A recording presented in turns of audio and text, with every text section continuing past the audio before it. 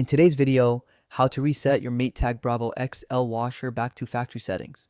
So, if you're dealing with issues or just want to give it a fresh start, here's how to do it. First, unplug the washer from the wall. Just pull the plug and let it sit for about a full minute. That gives the machine time to fully power down and drain out any leftover electricity. After that, plug it back in. Next, press and hold the start, pause button and the power button at the same time. Keep holding them for about 10 seconds. Once the time's up, let go of both buttons. At this point, you might see some lights blink or random codes pop up on the screen. That's totally normal. It means the reset is in progress. Just let the washer sit for a few minutes and finish doing its thing. Once the lights settle and the control panel stops flickering, open and close the lid a few times. This helps the washer reconnect its internal sensors and complete the reset cycle. After that, choose any quick wash setting and start the cycle for a few seconds.